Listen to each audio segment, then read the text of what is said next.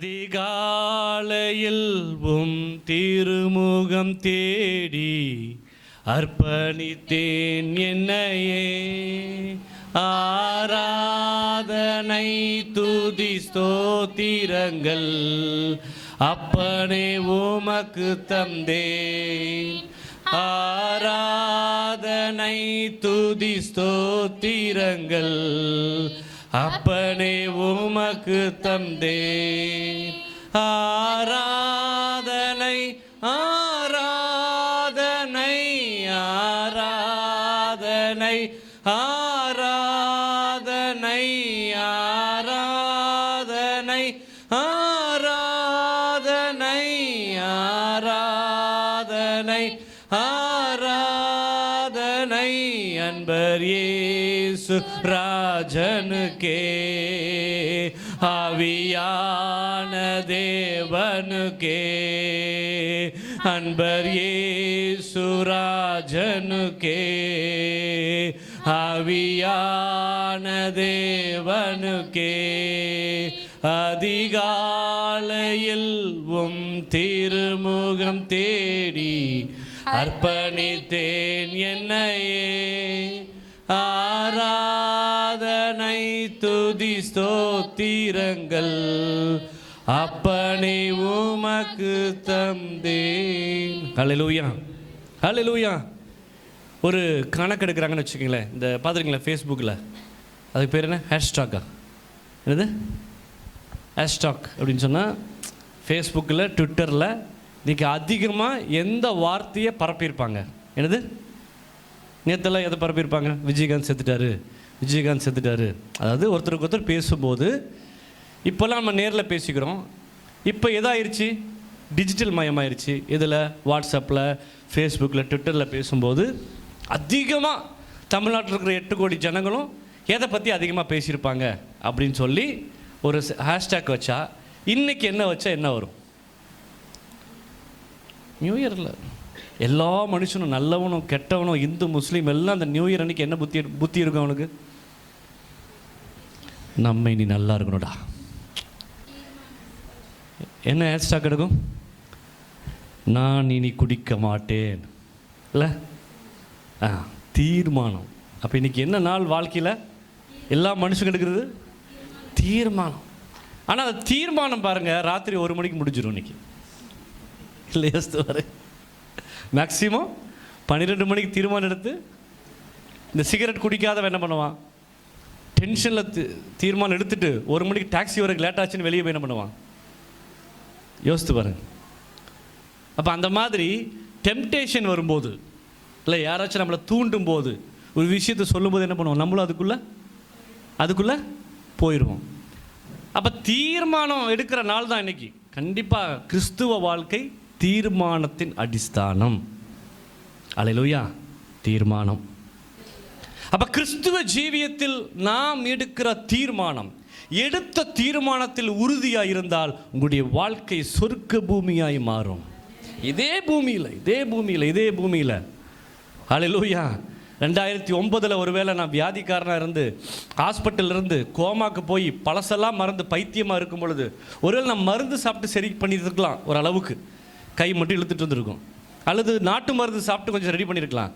அது என் வாழ்க்கையை மாற்றிருக்காது. ஹாஸ்பிட்டலுக்கு போயிட்டு உயிர் வந்ததுனால நான் மாறலை, அல்லது ஹாஸ்பிட்டலுக்கு போயிட்டு உயிர் வந்ததுனால எனக்கு இந்த அற்புதம்லாம் நடக்கலை. ஹாஸ்பிட்டலேருந்து வெளியே வந்து நான் மனம் திரும்பினதுனால தான் என் வாழ்க்கை எப்படி மாறுச்சு. அல்லேலூயா. நான் எடுத்த தீர்மானம், நம்ம இனி இப்படி வாழக்கூடாது. அல்லேலூயா. நம்ம இனி வாழ்ந்தால் கிறிஸ்துவுக்காக வாழுவோம். அந்த கிறிஸ்துவுக்காக நான் எடுத்த தீர்மானத்தில் ஒருவேளை நான் பெறலி இருக்கலாம், தீர்மானத்தில் உறுதி இல்லாமல் இருந்திருக்கலாம். எல்லாரும் மனுஷங்க. ஆனால் ஒரே குறிக்கோள் இருந்துச்சு. அல்லது 65%, 50% நான் ஃபுல்ஃபில் பண்ணதுனால அதுக்கே ஆண்டவர் எனக்கு இவ்வளோ அற்புதம் பண்ணியிருக்கிறார். விசுவாசிக்கிறீங்களா? அல்லேலூயா.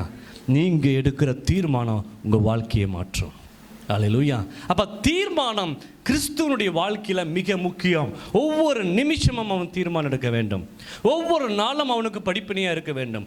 ஒவ்வொரு மணி தொழிலும் அவன் எடுத்த தீர்மானம் தான் அவனை அடுத்த கட்டத்துக்கு கொண்டு போகும். அல்லேலூயா, அல்லேலூயா. அப்போ ஒரு வசனம் வாசிக்கலாம். வெளிப்படுத்துகிற விசேஷம் 3ஆம் அதிகாரம் 20வது வசனம் வாசிங்க. இதோ வாசற்படியிலே நின்று தட்டுகிறேன். வாசற்படியிலிருந்து கதவை தட்டுகிறேன். ஒருவன் என்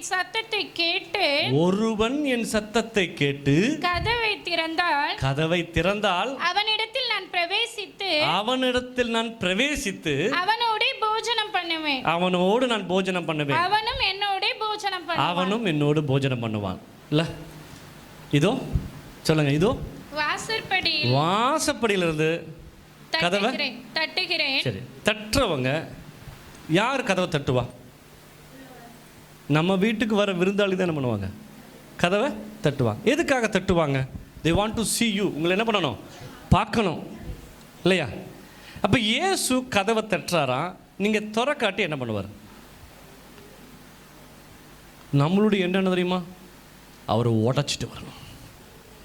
ஆண்டவரே, நான் உள் ரூமையும் பூட்டி இருக்கிறேன், தயவு செய்து 2 கதவை உடச்சி என்ன பண்ணுங்க, என்ன வெளியில் சாவி உங்ககிட்ட இருக்குது, கை கால் நல்லா இருக்குது, காது கேட்குது, கண்ணு தருது, ஆனாலும் அவர் தான் வந்து என்ன பண்ணணும்? நம்ம சொல்லுங்க, நம்ம பாவம் பண்ணிட்டு கேட்போம், ஆண்டவரே என்னை விடுவிச்சிருங்கப்பா. எப்படி விடுவிப்பார்? நீ தான் என்ன பண்ணணும்?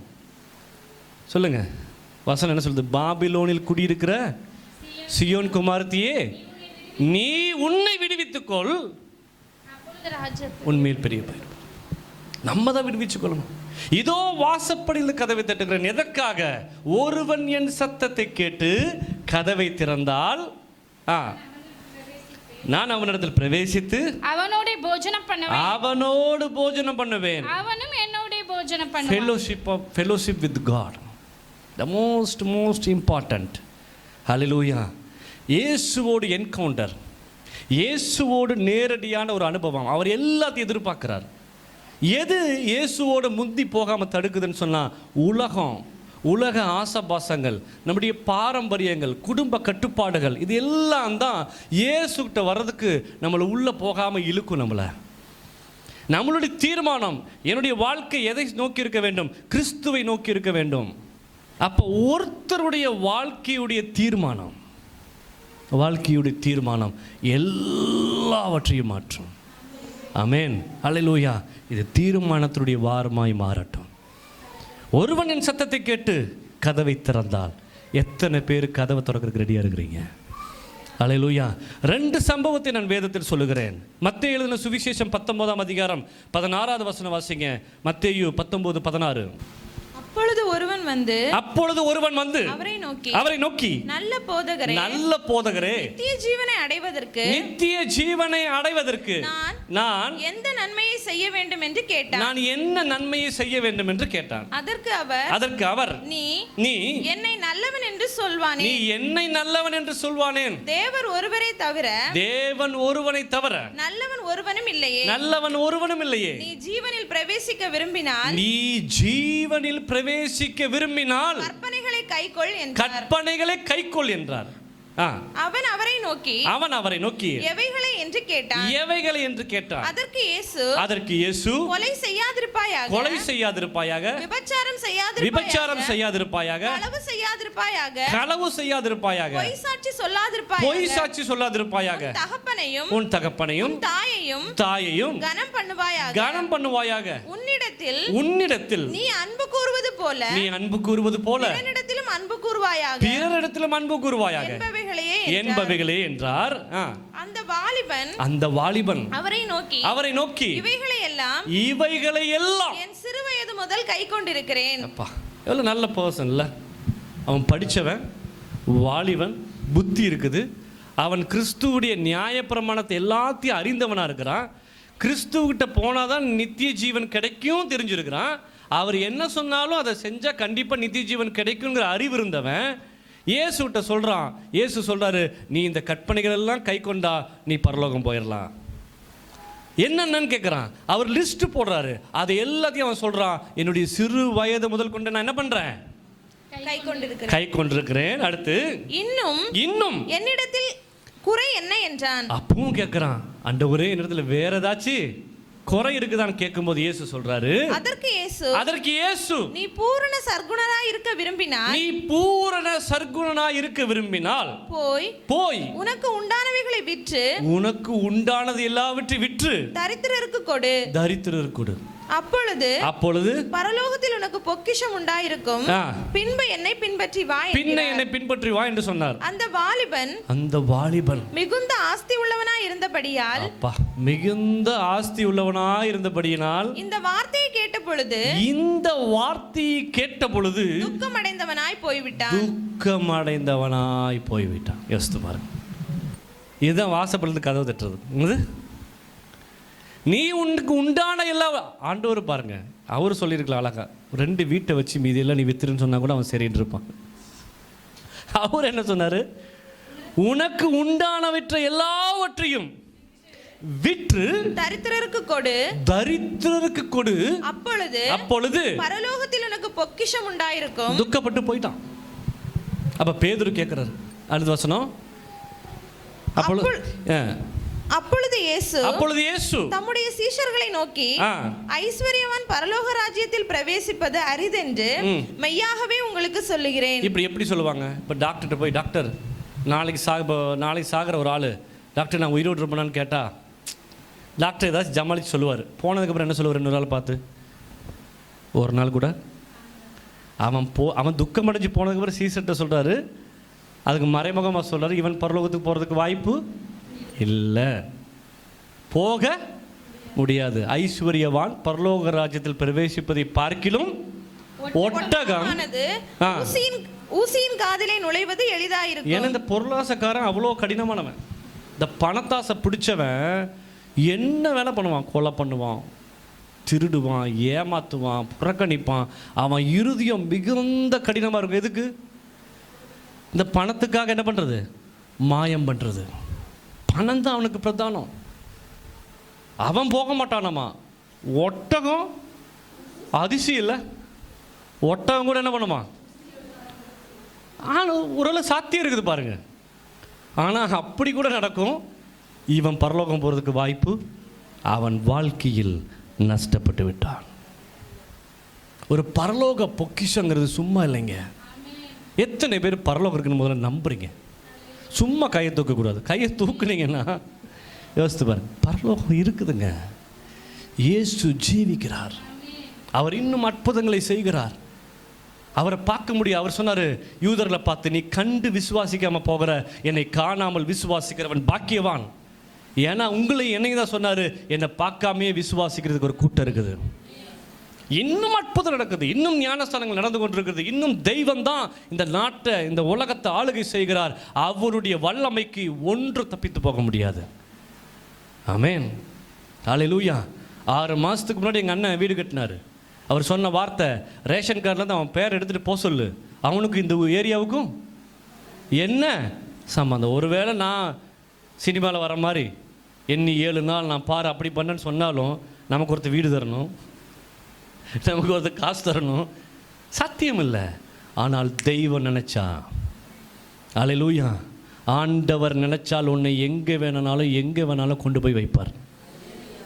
ஏன்னா யோசேப்ப எந்த அதிகாரி வீட்டில் கட்டளை கொடுத்து எந்த அதிகாரி அவனை சிறையில் அடைச்சானோ அந்த தேசத்தில் பிரதம மந்திரியா மாறினான் யோசேப்பு. அதுதான் வரலாறு. ஹல்லேலூயா. அடிமைகள் ராஜ்யமாகிற காலம் இது. உங்களை என்னை ஆண்டவர் சும்மா கொண்டு வரல. நீங்கள் விசுவாசிக்கணும், நம்பணும். பரலோகம் உண்டு. இந்த வசனம் என்ன சொல்லுதோ அதை அப்படியே ஃபாலோ பண்ணீங்கன்னா சந்ததி சந்ததி சந்ததியாய் தேவன் உங்களை ஆசீர்வதிப்பார். ஹல்லேலூயா. இந்த ஆசீர்வாதம் சும்மா இல்லைங்க, சும்மா இல்லை. It will be greater, greater and greater and greater. இந்த வாலிபன் துக்கப்பட்டு போயிட்டான், எல்லாத்தையும் நஷ்டப்பட்டுட்டான். பைத்தியக்காரன் இல்லை. பேதுரு சொல்றாரு, எங்க கூட ஒருத்தர் இருந்தான், கேவலம் 30 வெள்ளி காசுக்காக பரலோக பொக்கிஷத்தை என்ன பண்ணிட்டான்? அவன் நஷ்டப்படுத்திட்டான். நமக்கு இருக்கிற காசில் எங்கேயாச்சும் இந்த பொருட்காட்சி போனால் என்ன பண்ணுவோம்? ராட்டினத்தில் போகிறதுக்கு இதெல்லாம் காசு இருக்கும் இல்லையா? யோசித்து பாருங்கள். இந்தோனேஷியாவில் போனால் பலூனில் கட்டி அமுச்சிடுவாங்க, மேலே வரைக்கும் நீங்கள் போயிட்டு வரலாம். அது பயங்கர சந்தோஷமாக இருக்கும். நீ செத்து பறக்க போகிற, பூட்டின வீட்டுக்குள்ளே போகிற, ஏஞ்சல்ஸாக மாற போகிற. உன்னை எந்த மனுஷனாலும் என்ன பண்ண முடியாது, உன்னை அடக்க முடியாது. உனக்கு சாவா வரம் பெற்றவங்க நாம. என்னைக்கு தெரிஞ்சோ தெரியாமல் என்னைக்கு இயேசுவை ஏற்றுக்கொண்டு ஞானஸ்நானம் எடுத்தியோ நீ சாகாத வரம் பெற்றவன். இந்த பூமியில் 1000 வருஷம் இயேசு கூட நீ ஆளுகை செய்ய போற. நித்திய ராஜ்யம், நித்திய ராஜ்யம். இயேசு 1000 வருஷம் இந்த பூமியில் ஆட்சி செய்து பரலோகத்துக்கு நம்மளை கொண்டு போவார். அதை விட வேற என்ன பாக்கியம் வேணும்? ஆனால் என்ன வச்சிருப்பான்? எவ்வளோ சொத்து வச்சிருப்பான் சொல்லுங்க? என்ன பண்ணிட்டான்? நஷ்டப்பட்டுட்டான். துக்கம். நம்மளும் அப்படித்தான். சொந்தக்காரங்க வந்தவங்க போனவங்களுக்காக, வேலைக்காக இயேசுவை 2வது ஆப்ஷன் எங்கேயுமே வைக்காதீங்க தயவு செய்து. உடைய காதலுக்காக, காமத்துக்காக, இச்சைக்காக, உலகத்துக்காக, லோகத்துக்காக இயேசுவை 2வது ஆப்ஷனை வைக்காத. இயேசுவை முதல் ஆப்ஷனுக்கு கொண்டு வா. எல்லாவற்றையும் 2வது ஆப்ஷனுக்கு கொண்டு போ. எல்லாம் பின்னாடி, எல்லாம் பின்னாடி, இயேசு முன்னாடி. ஹல்லேலூயா. உன்னுடைய ஆசைகளை காட்டும் இயேசுவை முன்னாடி வச்சுட்டீங்கன்னா அதெல்லாம் செகண்டரி ஆயிரும், அதெல்லாம் இல்லாமல் போயிடும். இயேசு நித்தியமாய் உங்கள் வாழ்க்கையில் வாழ்வார்.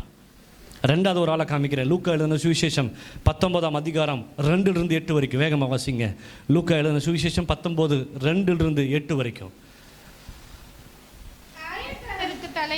ஆயக்காரருக்கு தலைவனும் ஐஸ்வர்யவானுமாய் இருந்த சகேயு. இங்க இன்னொரு ஐஸ்வர்யவான், அங்க ஒரு ஐஸ்வர்யவான், அங்க ஒரு ஐஸ்வர்யவான், இங்க இன்னொரு ஐஸ்வர்யவான். நல்லா யோசித்து பாருங்க. அவனுக்கு பேரே கிடையாது. முதல் வந்தவனுக்கு ஏன்னா பேர் அவன் நல்லது பண்ணியிருந்தா என்ன பண்ணியிருப்பாரு ஆண்டவர்? கண்டிப்பாக அடுத்த வார்த்தை அவன் ஆம் ஆண்டவரேன்னு சொன்னா உத்தமனேன் பேரை கண்டிப்பாக இயேசு என்ன பண்ணியிருப்பாரு? ரெக்கார்டு பண்ணியிருப்பார். பேர் சொல்லலை, அவன் ஐஸ்வர்யவான். ஆனால் இங்க ஆயக்காரனுக்கு தலைவனும் ஐஸ்வர்யவானுமாய் இருந்த சகேயு என்ன சொன்னா? சகே. நம்ம ஒருத்தர் சொல்லும் போது என்ன பண்ணுவோம்? திட்டும் போது பேர் கூட சொல்ல மாட்டோம். அங்கே ஒருத்தர் இருந்தான் விளங்காதவன் சொல்லுவான். வந்துட்டு போனவர் சொல்லுவான் அவரா ஒருத்தர், இந்த பேருள்ள ஒருத்தருங்க. எழுதும்போது அவனுடைய பேரை மென்ஷன் பண்ணணும்னு என்ன பண்ணுறாரு? லூக்கா எழுதுறாரு. சகே என்னும் பேருள்ள மனுஷன் இருந்தான். இயேசு எப்படிப்பட்டவரோ என்று அவரை பார்க்க வகை தேடினான். அவரை பார்க்க வகை தேடினான். அவன் குள்ளனானபடியால் அவன் குள்ளனானபடியினால் ஜனக்கூட்டத்தில் அவரை காணக்கூடாமல், ஜனக்கூட்டத்தில் இயேசுவை பார்க்க முடியாதவனால அவர் போகும் வழியில் முன்னாக ஓடி, அவர் போற வழியில வேகமா முன்னாடி ஓடி அவரை பார்க்கும்படி ஒரு காட்டத்தி மரத்தில் ஏறினான்.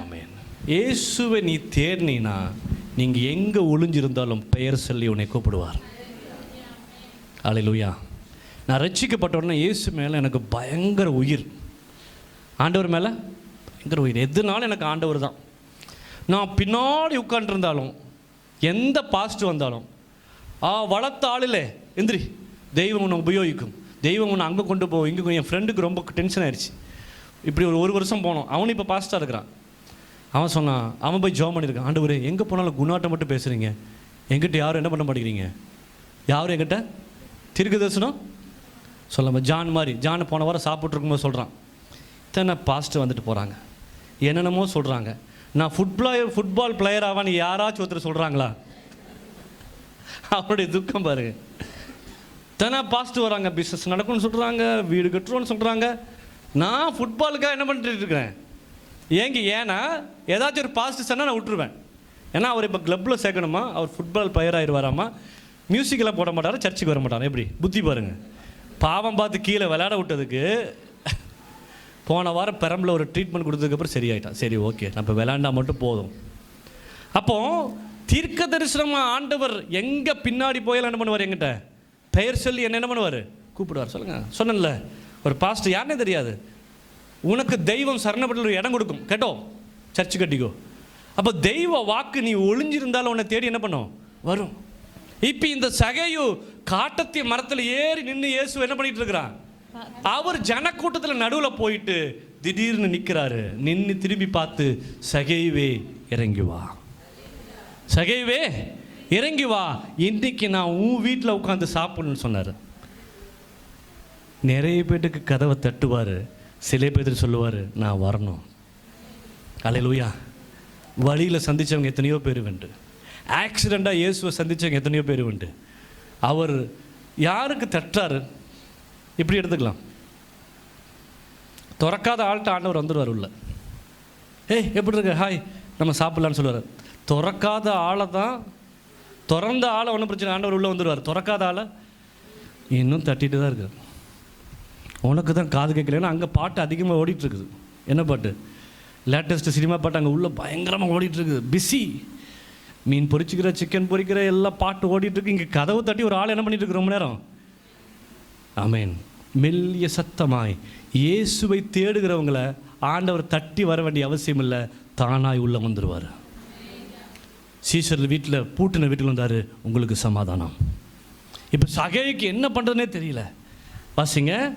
சீக்கிரமா இறங்கி சந்தோஷத்தோடு அவரை அழைத்து கொண்டு போனான். அதை கண்ட யாவரும் இவர் பாவியான மனுஷனிடத்தில் தங்கும்படி. அதுதான் இங்க பிரச்சனை. யாரெல்லாம் உன்னை பாவின்னு ஒதுக்கி வச்சிருக்காங்களோ நீ இயேசுக்கு உன்னதான் வேணும். அல்லேலூயா. ஏன்னா அவர் பாவிகளின் தேவன். பாவிகளை ரட்சிக்க வந்த கிறிஸ்து இயேசு வேதம் சொல்லுது. நீதிமான்களை அல்ல, பாவிகளை ரட்சிக்க வந்தேன், இழந்து போனவர்களை தேட வந்தேன். அவர் சொல்றாரு, நான் உன்னை தேடி வந்திருக்கேன். அப்ப பேதுரு சகேயு வீட்டுக்கு இயேசு போறாரு. சகேயு நின்று கர்த்தரை நோக்கி, ஆண்டவரே என் ஆஸ்திகளில் பாதியை. ஆண்டவர் ஒண்ணுமே சொல்லல. இதுதான் வித்தியாசம். அவன் நீதிமான். யாரு? முன்னாடி வந்தவன் யோகியன். என்ன யோகியன்? நான் கரெக்டாக இருக்கேன். அவன் கேட்குறான், ஆண்டவர் என்னிடத்துல வேறு ஏதாச்சும் குறைக்க ஒருத்தருந்தான். நம்ம சர்ச்சுக்கு ஒருத்த முன்னாடி வந்துட்டு இருந்தான், என் தம்பி ஒரு பாஸ்ட் ஜோமனர். உனக்கு பெரிய பெருமை இருக்குது, அதெல்லாம் மாறணும். அவன் திருப்பிக்கிறான், பெருமைனா என்ன பாஸ்டர்? எப்படி? அந்த மாதிரி ஆள் இருக்கான் கொஞ்சம் பேர். பெருமைனா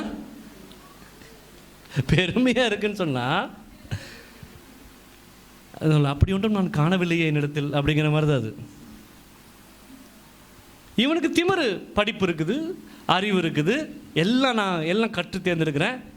அவன் செக் பண்ணுறதுக்கு வந்திருக்கிறான், இவர்கிட்ட கேட்க வரல. என்னதான் இவர் சொல்கிறாரு. அதனால தான் ஆண்டவர் வசனத்தோடு சொல்கிறார் அவனுக்கு, இதெல்லாம் நீ பண்ணுறியா? அதெல்லாம் நான் பண்ணுறேன். சரி, அப்போ எல்லாம் விற்று ஏழைக்கு கொடு. அது எனக்கு சாத்தியம் இல்லை. நான் அந்த திருடனை பார்த்தே சொல்கிறேன், முதல் கட்டளையாக இதை போட்டிருந்தா வந்திருக்கவே மாட்டான் நியாயப்பிரமாணத்துக்கு. இந்த 10 கட்டளையில் விற்று ஏழைக்கு கொடுன்னு போடவே இல்லைல்ல. யாராச்சும் விற்று ஏழைக்கு போனால் வருவாங்களா கிறிஸ்துவத்தில்? ஐயோ, அங்கே போனால் சொத்தில் எழுதி வாங்கிடுவாங்க, நம்ம அங்கே போகக்கூடாதுப்பா. ஆமேன், ஹல்லேலூயா. ஏன்னா அதை ஆண்டவர் மன விருப்பமாக வச்சுருக்காரு. கட்டளைங்கிறது வேற, மன விருப்பமாக பண்ணுறது செகண்டு. எங்களுக்கு ஆண்டவர் அப்படி பண்ணியிருந்தால் பரவாயில்ல. இப்போ மன விருப்பமாக பண்ணுறதுல நாங்கள் மறைமுகமாக கேட்க வேண்டியதாக இருக்குது. கட்டளையாக கொட்டா என்ன பண்ணலாம்? எல்லா பாஸ்டரும் ரொம்ப ஹாப்பியாக இருக்குல்ல. சர்ச்சுக்கு முதல்ல எல்லா நகையெல்லாம் கழட்டிட்டு வாங்க, அதெல்லாம் அங்கே வச்சுருங்க, சொத்து பெட்டியெல்லாம் அங்கே வச்சுருங்க, அப்புறம் நீ ஞானஸ்நானம் சொன்னால் ரொம்ப ஹாப்பியாக இருக்கும். ஏசு என்ன சொல்லிட்டாரு? முதல் கட்டளை வேறு, நீ விபச்சாரம் செய்யாத, கொலை செய்யாத, இல்லையா, விக்கிரகத்தை ஆனால் மீதி கொடுக்கறதுலாம் மன விருப்பம். நீ எதை கொடுத்தாலும் இயேசு வாங்கிக்குவார். 5 ரூபானாலும் சரி, 50,000 சரி, உன் இருதயத்தை கொடுத்தா கூட ஆண்டவர் ஏற்றுக்கொள்வார். அது கட்டாயம் கிடையாது, அதை மன விருப்பம். இப்போ சகேயிட்ட சொல்லவே இல்லை. அதுதான் ரட்சிக்கப்படுற இருதயத்துக்கும் ரட்சிக்கப்படாத இருதயத்துக்கும் வித்தியாசம். தன்னை நீதிமான் என்று சொல்லாமல் தன்னை பாவி, நான் எளிமையானவன் சொல்லி அவன் சொன்னதுனால தான் அவன் ஒரு தீர்மானம் எடுத்தான். ஆண்டவரே, அநியாயமாய் வாங்கினது உண்டானால் நாளத்தனையாக திரும்ப செலுத்துகிறேன் என்றான். இயேசு அவனை நோக்கி இன்றைக்கு இந்த வீட்டுக்கு ரட்சிப்பு வந்தது. இவனும் ஆபிரகாமுக்கு குமாரனாய் இருக்கிறான். சிம்பிள். எல்லாரையும் பார்த்து ஆண்டவர் சொல்வார், நீ ரட்சிக்கப்படுவன்னு வேதத்துல சொல்லப்பட்டது. ஒரே இடத்துல இன்றைக்கு இந்த வீட்டுக்கு ரட்சிப்பு வந்தது. ஒருத்தர் எடுக்கிற சரியான தீர்மானம் அவன் முழு குடும்பத்துக்கு ரட்சிப்பு வந்துடும். ஒரு தாய் தகப்பன் எடுக்கிற சரியான தீர்மானம் முழு குடும்பத்துக்கும் பிள்ளைகளுக்கும் ஆசீர்வாதமாய் மாறும். சகேயுவை நம்ம இன்னைக்கு நல்ல விதமாக சொல்லிட்டு இருக்கோம். அந்த ஐஸ்வர்யவான்னு ஒருத்தனை பேர் தெரியாத ஒரு ஆளாக இன்னைக்கு என்ன பண்ணுறோம்? நெகட்டிவாக சொல்லிட்டு இருக்கோம். இதுதான் வரலாறு. 2 பேர் இருக்கு. நீ என்ன வாக்க போகிறாய்? கிறிஸ்துவுக்காக உன் வாழ்க்கையை அர்ப்பணிக்கிற தீர்மானம் எடுத்தேன்னு சொன்னால் வரலாற்றில் நீ இடம் பிடிப்பாய். வரலாற்றில் உன் பேர் செலுத்தப்படும். நீ தேவனுக்கு உபயோகப்படுற பாத்திரமாய் மாற்றுவாய். ஹல்லேலூயா. பேர் இல்லாத ஆள்னா இப்படி ஒருத்தர் இருந்தான், இப்படி ஒருத்தர் வாழ்ந்தார், போயிட்டாரு, அதோடு போயிடும். இல்லை, யோசித்து பாருங்களேன். ஒருவேளை அந்த உலக பிரகாரமாக ரட்சிக்கப்படாத ஆளே விட்டுருங்க. இன்றைக்கி இறந்து போனார் முந்தினத்து பார்க்குறீங்களா அந்த வீடியோவில்? அவரை பற்றி சொன்ன விஷயம் இல்லை, எத்தனை பேருக்கு அவர் சாப்பாடு போட்டிருக்காரு, எத்தனை பேர்த்த படிக்க வச்சுருக்காரு. அதனால தான் அத்தனை லட்ச ஜனம். ஒருத்தருடைய மரணம் எல்லா ஆக்டர்ஸ் தான் சாகிறாங்க இல்லையா? யோசித்து பாருங்களேன். எல்லா நடிகர்கள் தானே சாகிறாங்க இல்லையா? இப்போ நாளைக்கு ஒருவேளை சத்யராஜ் செத்து போனால் கூட ஒரு 2000 பேர் போவாங்க. அப்படி நான் சொல்கிறேன், ஒரு சாதாரண நடிகர்கள். ஆனால் ஏன் விஜயகாந்தன் ஒரு நடிகர், அவர் நடிகருக்காக அல்ல, அந்த ஆள் பண்ண தர்மத்துக்கு 15 லட்சம் பேர் போயிருக்காங்க. ஒருத்தனை இழுத்துட்டு வரான், 2 கை காலும் விலங்கலை மொடம். அவனை ஒருத்தர் சின்ன வண்டி வச்சு என்ன பண்ணுறான், அவன் சொல்கிறான், எனக்கு ஒரு 3 சக்கர சைக்கிள் வாங்கி கொடுத்தாரு, அப்புறம் ஒரு ஆளை வச்சு எனக்கு கம்ப்யூட்டர் சொல்லி கொடுத்தாரு, நான் கம்ப்யூட்டர் சென்டர் வச்சுருக்கேன்னு சொல்கிறான் அந்த ஆள். அப்போ தெரிஞ்சோ தெரியாமலோ டைரக்டோ இன்டைரக்டோ யாராவது ஒருத்தருக்கு நீ தியானம் பண்ண தர்மம் பண்ணுனா அந்த தர்மம் உன்னை தலை காக்கும் இந்த உலகமே சொல்லுது இல்லையா? ரட்சிக்கப்படுறது கூட செகண்ட், கூட ரட்சிக்கவும் பட்டினா இது கூட ஒரு பெரிய பாக்கியமான ஒரு காரியம். பூமியிலையும் உனக்கு நன்மை, பரலோகத்துலேயும் ஒரு நன்மை. சரித்திரமாக நீ மாற முடியும், நீ நன்மை செய்ய முடியும். அல்லேலூயா. ஆனால் என்ன தீர்மானம் எடுக்கணும்? நான் ஷார்ட்டாக சொல்லிட்டு போகிறேன். முதல் தீர்மானம் ஃபெலோஷிப் வித் காட். வேதத்தில் இரவும் பகலும் தியானமாக இருக்கிற மனுஷன் பாக்கியவான். நம்ம எப்போது பண்ணுற தப்பு தெரியுமா? நம்ம 3 இது எழுதி வச்சு வந்துருக்கிறேன். தீர்மானம் நம்பர் 1 ஆண்டவரோட ஐக்கியமாக இருக்கிறது. தீர்மானம் 2 சபையில் ஐக்கியமாக இருக்கிறது.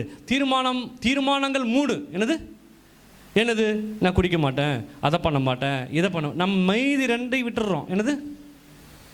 மீதி 2 விட்டுட்டு நம்ம மேலேயே நம்பிக்கை. நான் ஒரு தீர்மானம் எடுத்து அதில் உறுதியாக இருப்பேன். எத்தனை நாள்? இன்றைக்கி அப்பார்ட்மெண்ட்டில் ஃப்ரீயாக சாப்பாடு போட்டாங்க. சோபா சிஸ்டர் வந்தாங்க, நான் இன்றைக்கி ஃபாஸ்டிங் பாஸ்டர் சாப்பிட மாட்டேன். சரி சிஸ்டர் அப்படின்னு ஏன் தட்டை பார்த்தாங்க. அப்புறம் எந்த பக்கம் போனாங்க. அப்புறம் நிசா சிஸ்டர் தட்டு பார்த்தாங்க. சாப்பிடுங்க சிஸ்டர். இல்லை பாஸ்டர் நான் ஃபாஸ்டிங். திருப்பி வண்டி திரும்ப உட்காந்து சாப்பிட்ருக்காங்க. சொல்லி பர்மிஷன் வாங்கிட்டாங்க நிசா சிஸ்டர். இருந்தாலும் ஒரு தட்டை பார்க்கும்போது எத்தனை நேரம் சும்மா இருக்க முடியும்? கொஞ்ச நேரம். எடுத்த தீர்மானம் என்ன? நான் இன்னைக்கு நியூ இயர் அன்னைக்கு நைட்டு வரைக்கும் நான் என்ன பண்ணுவேன்?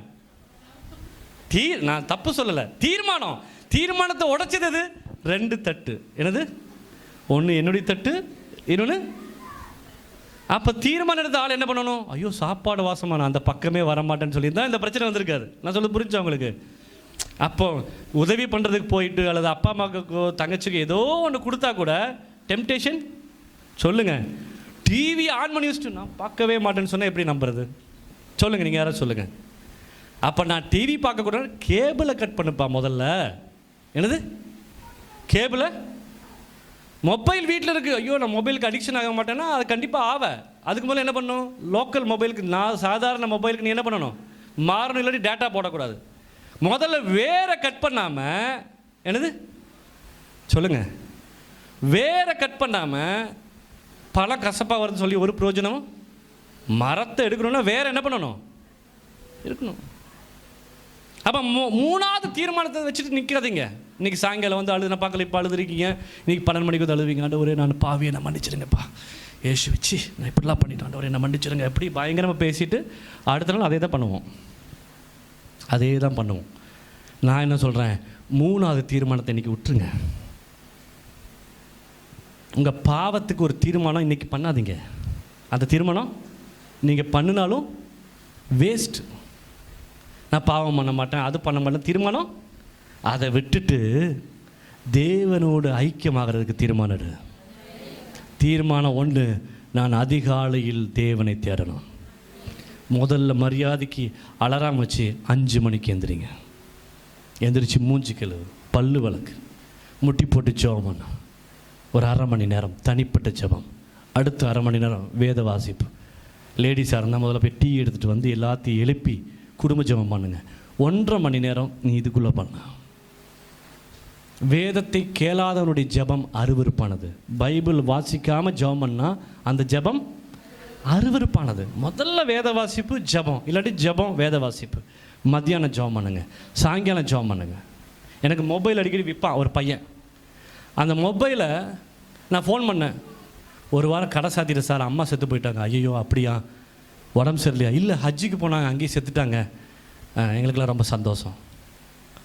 உங்களுக்கு தெரியுமா, இப்போது 60 வயசு ஆச்சுன்னா எல்லா சொத்தையும் பிள்ளைகளுக்கு எழுதி கொடுத்துட்டு, நான் தெரியாதனமாக ஒரு முஸ்லீம் வீட்டுக்கு போயிட்டேன். 60 வயசு, என்னைய கட்டி பிடிச்சி அழுகிறார் அவர். நான் ஏதாச்சும் உனக்கு துரோகம் பண்ணி தான் என்ன மன்னிச்சிடு. அவர் யாருன்னு எனக்கு தெரியாது. எங்கள் அப்பாவுக்கு சொத்து விற்றுருக்காரு அந்த காலத்தில். ஒரு டாக்குமெண்ட் கொஞ்சம் இருக்குதா இல்லையான்னு கேட்குறதுக்கு போயிருந்தேன். அவர் ஹஜ்ஜிக்கு போகிறாராம். அங்கே போகிறதே சாகிறதுக்கு. ஏன்னா அங்கே செத்தா பரலோகம்னு அவங்க நம்பிக்கை. மெக்காவில் போய் செத்தா அவனுக்கு டைரெக்டாக அல்லாஹ்கிட்ட போயிடலாம் நம்புகிறான். அதுக்கு தான் 5 வேளை தொழுகிறான். வெள்ளிக்கிழமை கதையை சாத்துறான். எங்கேயாச்சும் ஒரு முஸ்லீம் வட்டி கடை வச்சு பார்த்துருக்கீங்களா? வைக்க மாட்டீங்க. முஸ்லீம் எங்கேயாச்சும் குடிச்சு ரோட்டில் உள்ளது பார்த்துருக்கீங்களா? ரொம்ப ரொம்ப ரொம்ப ரேர். அவன் இந்த இந்த நியாய இயேசுவை தவிர அந்த மல்கியா வரைக்கும் அவங்ககிட்ட இருக்குது. எது இருக்குது? மல்கியா வரைக்கும் வந்து மிலாது நபி வந்துடும். ஈசா எது மிலாது நபி, அவர் பேர் என்ன? முகமது நபி வந்துடுவார். இயேசுக்கு பதிலாக அவரை ஃபாலோ பண்ணுறாங்க. அதனால் அவங்களுக்கு ரட்சிப்பு இல்லாமல் போச்சு. இயேசு வந்து எல்லாத்தையும் மாற்றிட்டாருன்னு அவங்களுக்கு தெரியாது. கட்டளைகளை கை கொள்கிறான். முதலாவது நீ தேவனுடைய ராஜ்யத்தை தேடணும், வசனத்தை படிக்கணும், அதிகாலையில் எந்திரிச்சு ஜெபம் பண்ணணும், வேதத்தில் என்ன சொல்லப்பட்டிருக்குதோ அதை ஃபுல்ஃபில் பண்ணணும். உன்னுடைய வாழ்க்கையில் நீ இருக்கிற சுய தீர்மானம் இதன்படி இருக்குதான்னு பாஸ்டர்கிட்ட செக் பண்ண. இருக்கிற தீர்மானம் கரெக்டாக பாஸ்டர், நான் இப்படி பண்ணலாமா இப்படி வேண்டாமான்னு சொல்லி உங்களுக்கு தெரியாதுங்கிறத ஞாயிற்றுக்கிழமை எங்கே சேர்க்கணும் சொல்கிறோம். உங்களுக்கு முதலாவது அதிகாலையில் ஜெபிக்கணும், ரெண்டாவது வேத வாசிப்பு. அன்னைக்கு வசனத்தை அன்னைக்கு நாள் முழுவதும் மெடிடேட் பண்ணணும். ஆமேன். நன்மையும் தீமையும் உனக்கு முன்னாடி வச்சுருக்கேன்னு ஒரு வசனம் வருதுன்னு வச்சுக்கோங்க. ஒரு வசனம் படி, அது நாள் முழுவதும் நன்மையும் தீமையும் எனக்கு முன்னாடி வச்சுருக்காரு, நான் நன்மையை பற்றுக்கொள்ளணும். இயேசு கிறிஸ்து ரத்தம் சகல பாவங்களை நீக்கி சுத்திகரிக்கும். இயேசுவின் நாமத்தில் அவர் ரத்தம் என் பாவத்தை கழுவட்டும். இதுதான் மெடிடேட் பண்ணுறது. 24 மணி நேரம் இந்த வசனம் இருக்கும்போது உன்னை எதுவுமே தொடாது. அல்லேலூயா. அடுத்த நீங்கள் பண்ணக்கூடிய காரியம் ஃபெல்லோஷிப் வித் சர்ச். நாங்கள் ஃபோன் பண்ணி உங்களை கூப்பிடக்கூடாது, நீங்கள் எங்களை ஃபாலோ பண்ணணும். ஆமேன். எங்களை கூப்பிடணும். அந்த எதிர்பார்ப்பு சொந்தக்காரன்ட்ட வச்சுக்கோங்க. எங்கள் மாமன் கூப்பிடல, மச்சான் கூப்பிடல, இங்கே இல்லை, நீங்கள் ஃபாலோ பண்ணணும். ஆமேன். நாங்கள் ஒரு ஆளை ஃபாலோ பண்ணல, எத்தனை பேர் பண்ணிகிட்ருக்குறோம்? இங்கே 100 பேர். இப்போ ஃபாரின்லேருந்து கூப்பிட்டா அவங்க ஒரு அரை மணி நேரம் கூப்பிடுவாங்க, அன்னூறு கூப்பிடுங்க. அந்த சபையில் அந்த இதே வைக்கக்கூடாது. நாங்கள் ஃபோன் பண்ண அவங்க பேசலை, இது பண்ணல, அப்படிலாம் இல்லை. உங்கள் எல்லோரையும் நாங்கள் ரொம்ப ஸ்நேகிக்கிறோம். ஆமேன். நான் இன்னும் சொன்னேன், தாய் தகப்பனை காட்டிலும் சகோதரை காட்டிலும் உங்களை அதிகமாக நேசிக்கிறோம். நீங்கள் தான் எங்களுடைய தாய் தகப்பன். எங்கள் ரெஜிஸ்ட்ரேஷனுக்கு யாரையுமே நாங்கள் கூப்பிடல. No need. அந்த அக்கா கூப்பிடலையா? யார் என்னுடைய சகோதரி? நீங்கள் தான் என்னுடைய சகோதரி. ஆமேன். ஹல்லேலூயா. அப்போ நாங்கள் உங்களை ஸ்நேகிக்கிறோம். You should follow us. எங்களை நீங்கள் பர்சனலைஸ் ஆக்காதீங்க. வீட்டுக்கு வாங்க பாஸ்டர், சாப்பிடுங்க பாஸ்டர், அது முக்கியமே இல்லை. பாஸ்டர் எனக்கு ஃபோன் பண்ணி இந்த வசனம் எனக்கு டவுட் பாஸ்டர், நான் எடுக்கிற தீர்மானம் கரெக்டாக, நான் போகிற வழி கரெக்டான்னு கேட்டால் we are happy. Correct sister, இதை பண்ணுங்கள், அதை பண்ணுங்கள், பிள்ளைகளுக்கு இது பண்ணுங்கள், இந்த வழியில் கொண்டு போங்க. கண்டிப்பாக நீங்கள் கரை செய்வீங்க. கண்டிப்பானவங்களை கரை சேர்த்திருவார், சரியான பாதையில் கொண்டு போவார். ஜாஸ்தி கேட்டால் ஒரு நாள், பாஸ்டர் எனக்கு ஒரு ப்ரமோஷன் வரப்போகுது, இன்னொரு வேலையை வரப்போகுது, ஆனால் ஞாயிற்றுக்கிழமை சர்ச்சுக்கே வரக்கூடாதுன்னு சொல்கிறாங்க. வேண்டாம், அது எடுத்துரு, சம்பளம் ஜாஸ்தி, பரவாயில்ல எடுத்துருன்னு சொன்னால் ஆட்டோமேட்டிக்காக அதே வேலை ஞாயிற்றுக்கிழமை வேண்டாம், பிரச்சனை இல்லைன்னு சொல்லிட்டாங்க. அவசரப்பட்டு இவன் ஓகே சொல்லியிருந்தா இவருடைய கிறிஸ்துவ வாழ்க்கை என்ன ஆயிரும்? கேள்விக்குறி ஆயிரும். அப்போ தேவ சமூகத்தில் தீர்மானங்களை சரி பண்ணுறக்கூடிய இடம் தான் சபை. ஆன் டைமுக்கு வரணும். என்ன பண்ணணும்? கிறிஸ்துவ மேலே நீங்கள் உண்மையாலுமே நான் சொல்கிறேன்ல, 1 மாதம் வீட்டில் காலைல ஜோம் பண்ணி பைபிள் வாசிங்கன்னா கரெக்ட் டைமுக்கு வந்துடுவீங்க. அங்கே பண்ணாதனால தான் இங்கேயும் என்ன பண்ணுது? ஸ்கூலுக்கு அழுதுட்டு போகிற பிள்ளை யார்?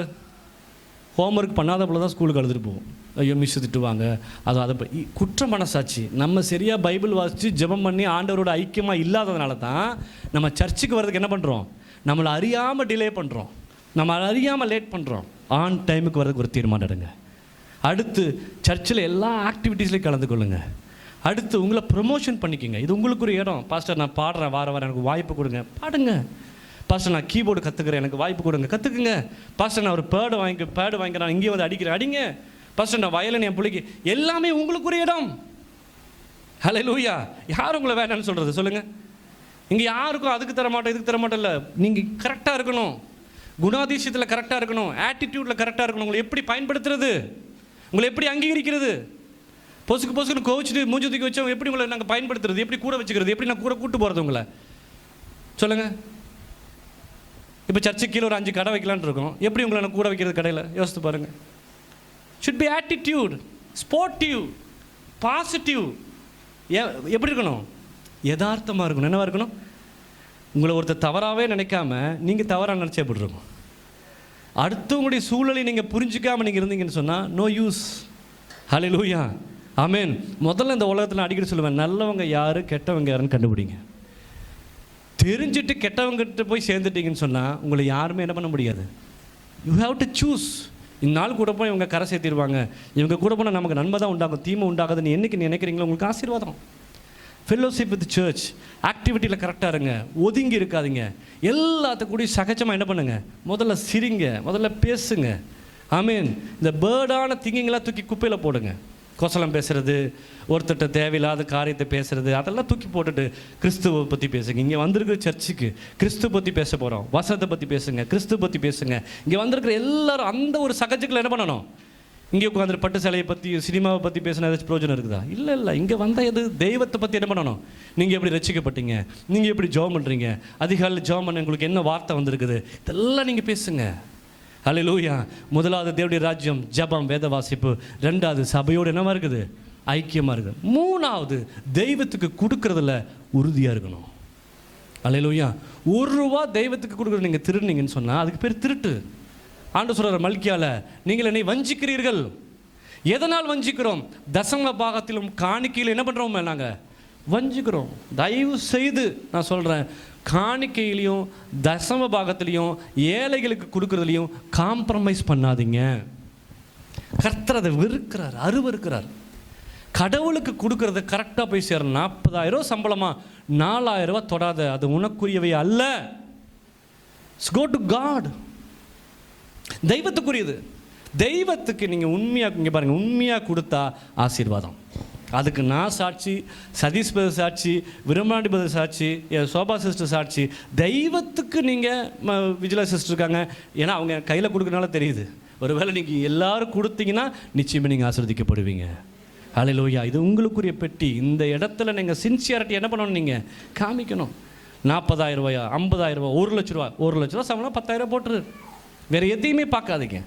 அடுத்து காணிக்க ₹10 நிற்காதீங்க, ₹50 போடுங்க, ₹100 போடுங்க. அடுத்து தான தர்மம் பண்ணுங்க. வாரத்துக்கு ஒரு பிச்சைக்காரனுக்கு ஒரு சாப்பாடு வாங்கி கொடுங்க. சர்ச்சுக்கு வந்துட்டு போகிறீங்களே, இனிமேல் ஒரு தீர்மானம் எடுங்க, ஒரு சாப்பாடு வாங்குங்க, ஒரு ₹70. ஏதாவது ஒரு பிச்சைக்காரன் வந்தால் அவனை கண்டிப்பாக தூக்கி வீச மாட்டான். இல்லை, நமக்கு தான் காசு கொடுத்தா அவன் குடிச்சிருவான்னு தான் நம்ம குடிக்கிறது இல்லை. நம்ம அவ்வளோ நல்லவங்க. அவனே பிச்சை கேட்குறான், அவன் குடிச்சா என்ன கொடுத்துடலாம். சாப்பாடு வாங்கி கொடுங்க. ஆமேன். அல்லது ஒரு கிறிஸ்மஸ் அன்னைக்கு 5 போர்வை வாங்க, 5 பிச்சைக்காரனை கொண்டு போய் போத்திட்டு வாங்க. உன் பிள்ளைகளை ஆண்டவர் ஆசீர்வதிப்பார். உன் பிள்ளைகளுக்கு சாப்பாடு சாகிற வரைக்கும் கிடைக்கும். உடைகளுக்கு ஒரு நாள் ஒரு பிரச்சனையும் வராது. இவன் கொடுக்குறவங்களா நீ மாறணும். நானும் சிஸ்டர் தீர்மானம் நடத்தோம், நம்ம அந்த இடத்துல ஒரு ஹோட்டல் வைக்கலாம். நீங்கள் ரொம்ப நாள் ஆசை. வயசானவங்களுக்கு ஃப்ரீ. எத்தனை நம்ம இத்தனை பேர் இருக்கோம், ஒரு 5 கிலோ அரிசி வாங்கி கொடுக்க மாட்டிங்களா மாதம்? 60 வயசுக்கு மேலே இருந்தால் நம்மக்கிட்ட வந்து நம்ம ஒரு ஐடி கார்டு கொடுப்போம், அவங்க ஆதாரம் வச்சு. இந்த ஐடி கார்டு இருக்கவங்களுக்கு, தாய் தகப்பனால் கைவிட்டவங்களுக்கு மத்தியானம் சாப்பாடு கொடுக்கலாம், ஃப்ரீ. மீதி எல்லாத்துக்கும் ₹30 கொடுக்கலாம். நமக்கு லாபம் வேண்டாம். நமக்கு மத்தியானம் கொடுக்குறதுல லாபம். ஏன் நம்ம பண்ணக்கூடாது? பண்ண வேண்டான்னு யார் சொன்னா? அன்பு. வெள்ளைக்காரன் வந்து மஞ்சள் மாவு கொடுக்காட்டி நம்ம ரசிக்கப்பட்டிருக்க மாட்டோம். தெரியுமா உங்களுக்கு? மஞ்சள் மாவு சாப்பிட்ருக்கீங்களா? பசி, பட்டினி, பஞ்சம் இந்தியாவில். வெள்ளைக்காரன் அந்த என்ன மாவு, அது என்ன மாவு, மக்காச்சோள மாவு, அதை வச்சு கூழு கூட்டி சாப்பிட்டதுனால தான் அநேகர் ரசிக்கப்பட்டாங்க. அரிசி கிடையாது வீட்டில். தெரியுமா எவ்வளோ பஞ்சம் தெரியுங்களா? காமராஜர் காலத்தில் பஞ்சம், எம்ஜிஆர் காலத்தில் ஒரு பஞ்சம், சாப்பாடு கிடையாது. இவ்வளோ கஷ்டப்பட்டு நம்ம வந்தோம். இன்றைக்கி நம்ம ஒன்றும் இல்லாதவங்க நினச்சேன். இயேசு சொல்கிறார்ல, ஒரு வசனம் இருக்குது தெரியுமா? செம்மறியாட்டை வலது பக்கமும் வெள்ளாட்டை இடத்துக்கும் போகிறான், 2 பேர். அவர் சொல்லுவாரா, நான் பசியாக இருந்தேன், எனக்கு போஜனம் கொடுக்கல, தண்ணி தாகத்தோடு வந்து எனக்கு நீ தண்ணி. ஆண்டவர் எப்போ வந்தீங்க? நீங்கள் வந்ததை நான் உங்களுக்கு கொடுத்துருப்போமே. ஏன் எதுக்கு பிச்சைக்காரன் வந்துட்டு? இயேசுடைய போர்வையில் தான் அந்த பிச்சைக்காரன் வர்றான். நீ அவனுக்கு கொடுத்தா இயேசுவுக்கு கொடுத்த மாதிரி. காலையில் ஒரு தீர்மானம் எடுங்க. வேத வாசிப்பு, ஜெபம். அடுத்து சபையோடு ஐக்கியம். 3வது நீ கொடுக்குறவங்களாய் மாறணும். தெய்வத்துக்கு கொடுக்கணும். ராயனுக்குரியதை ராயனுக்கு செலுத்து, தேவனுக்குரியதை தேவனுக்கு சொத்து. மற்ற தீர்மானமெல்லாம் நீங்கள் எடுக்க வேண்டிய அவசியம் இல்லை. இதை பண்ணுனா அதை எடுக்க வேண்டிய அவசியமே இருக்காது. ஹல்லேலூயா. நீங்கள் ஒரு வாரம் பைபிள் படிங்க, எந்த மாற்று சிந்தனையும் வராது, எந்த பாவ எண்ணமும் வராது. நீங்கள் ஓவர் கம் பண்ணி வர முடியும். இது அருமருந்து, தேனிலும் தெளித்தேன். அல்லேலூயா. நான் உங்களை தீர்மானம் எடுக்க சொல்கிறது, இந்த முதல் 3 தீர்மானத்தை எடுங்க. தேவனோட ஐக்கியம் பாருங்க, சபையோட ஐக்கியம் பாருங்க, தேவனுக்கு கொடுங்க. மற்ற தீர்மானம் இந்த வருஷம் எடுக்காதீங்க. எடுத்து அதை மட்டும் எடுத்து பிரயோஜனம் இல்லை. கண்டிப்பாக அதை எடுத்துருவோம், இதை பண்ண மட்டும் மறந்துடுவோம். என்ன பண்ணுவோம்? இதை டாக்டர் சொல்லுவார், சுகர் டேப்லெட் சாப்பிட்டுக்குங்க, அது கொஞ்சம் வேலை செய்யும். ஆனால் காலையில் சாயங்காலம் நீங்கள் எக்ஸசைஸ் போனால் சரியாயிடும். நம்ம என்ன பண்ணுவோம்? மருந்து மட்டும் சாப்பிட்டு ஒரு பிரயோஜனமும். பத்திய சாப்பாடு எக்ஸசைஸ்னால் நீ சரியாயிடும் இல்லையா? பத்திய சாப்பாடும் எக்ஸசைஸும் இங்கே இருக்குது. வாயில் தீர்மானம் போடுறது மாத்திரை சாப்பிட்ற மாதிரி, அது இன்றைக்கும் போடுவோம், நாளைக்கு போடுவோம். ஆமென். ஹல்லேலூயா. தேவ சமூகத்தில் அப்படி எந்திரிச்சு நின்று ஒரு தீர்மானம் எடுப்போமா? ஒரு பரிசுத்த வாழ்க்கைக்கு நேராக நீ மாறணும்னா வேதத்தை தூக்கு. இப்படி வைராக்கியம் ஜெபத்தில் இருக்கட்டும், இப்படி வைராக்கியம் வேத வாசிப்பில் இருக்கட்டும், இப்படி வைராக்கியம் கர்த்தருக்குள் ஐக்கியமாக இருப்பது இருக்கட்டும். தேவ சமூகத்தில் ஒப்பு கொடுங்க, ஒப்பு கொடுங்க. ஹல்லேலூயா, ஹல்லேலூயா. எஜமானனே என் இயேசு ராஜனே, என்னமெல்லாம் என் ஏக்கமெல்லாம் உம் சித்தம் செய்வது தானே. என் எண்ணமெல்லாம் என் ஏக்கமெல்லாம் உம் சித்தம் செய்வது தானே. எஜமானனே எஜமானனே என் இயேசு ராஜனே, உமக்காகத்தான் வாழ்கிறேன், உம்மைத்தான் நேசிக்கிறேன், உமக்காகத்தான் வாழ்கிறேன். சொல்லுவோம், உம்மை நேசிக்கிறேன், பலியாகி என்னை மீட்டீரே, பலியாகி என்னை மீட்டீரே. பரலோகம் திறந்தீரையா, பரலோகம் திறந்தீரையா. எஜமானனே என் இயேசு ராஜனே, என்னமெல்லாம் என் ஏக்கமெல்லாம் உம் சித்தம் செய்வது தானே. என் எண்ணமெல்லாம் என் ஏக்கமெல்லாம் உம் சித்தம் செய்வது தானே. உயிர் வாழும் நாட்களெல்லாம் ஓடி ஓடி உழைத்திடுவேன், உயிர் வாழும் நாட்களெல்லாம் அப்பா ஓடி ஓடி உழைத்திடுவேன். அழைத்தீரே உம் சேவைக்கு,